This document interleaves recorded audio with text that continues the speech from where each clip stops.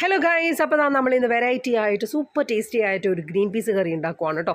അപ്പോൾ ഞാൻ എന്താ ഇവിടെ ഒരു വലിയൊരു സവാള എടുത്തിട്ടുണ്ട്, പിന്നെ ഇഞ്ചിയും പച്ചമുളകും വെളുത്തുള്ളിയും എടുത്ത് എല്ലാം കൂടി അങ്ങോട്ട് ചതച്ചെടുത്തു കേട്ടോ. ഇതിന് കണക്കൊന്നുമില്ല, നിങ്ങളുടെ ഒരു പാകത്തിന് അങ്ങോട്ട് എടുക്കുക. ഇനി വെളിച്ചെണ്ണയിലേക്ക് ഈ ചതച്ച മിക്സ് അങ്ങോട്ട് ഇട്ട് കൊടുത്തു. പിന്നെ ഇത് വഴറ്റൊന്നും വേണ്ട, ഇതിലേക്ക് നമുക്ക് നേരെ മല്ലിപ്പൊടി, മഞ്ഞൾപ്പൊടി, മുളക് പൊടി, നമ്മുടെ ഗരം മസാല ഇത് നാലും ചേർത്തിട്ട് നന്നായിട്ടൊന്ന് ഇളക്കിയെടുക്കാം. ഇതിൻ്റെ ഒരു പച്ച മണമൊക്കെ മാറിയിട്ട് നല്ല മൂത്ത മണം വരും. ആ ഒരു സമയത്ത് നമുക്കിതിലേക്ക് വെള്ളം ചേർത്ത് കൊടുക്കാം കേട്ടോ. അപ്പോൾ ഈ വെള്ളം 2 ഗ്ലാസ് വെള്ളം ഞാനിവിടെ ആഡ് ചെയ്യുന്നുണ്ട്.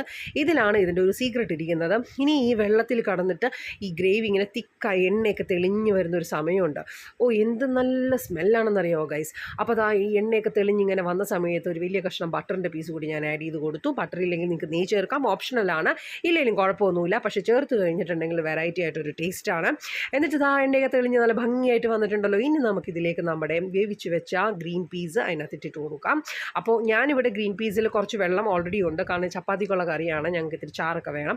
അപ്പോൾ ഇതിലേക്ക് ഞാൻ നമ്മുടെ ഗ്രീൻ പീസ് വേവിച്ചത് ഇട്ട് കൊടുക്കുവാണ്. ഇനി ഇത് ഒന്ന് നന്നായിട്ട് ഈ ഗ്രേവിയിൽ കടന്നൊന്ന് എന്താ പറയുക മിക്സായി അതിൻ്റെ ഒരു ഗ്രേവിയൊക്കെ ആ ഗ്രീൻ പീസിലോട്ട് ഇറങ്ങട്ടെ. അപ്പം നമുക്ക് ഇതിലേക്ക് എന്താ ചെയ്യുക, ആവശ്യത്തിന് ഉപ്പൊക്കെ ഇട്ട് ചേർത്ത് കൊടുക്കണം കേട്ടോ. എന്നിട്ട് നമുക്ക് മൂടി വെച്ചിട്ട് ഒന്ന് എൻ്റെ എണ്ണയൊക്കെ തെളിയുന്നത് വരെ വയ്ക്കാം. അപ്പോൾ അതാ ഇവിടെ എൻ്റെ ഗ്രീൻ പീസ് കറി റെഡി ആയിട്ടുണ്ട്. ഇതുപോലെ എല്ലാവരും ഒന്ന് ട്രൈ ചെയ്യണം കേട്ടോ. സൂപ്പർ ടേസ്റ്റാണ്. Thank you so much.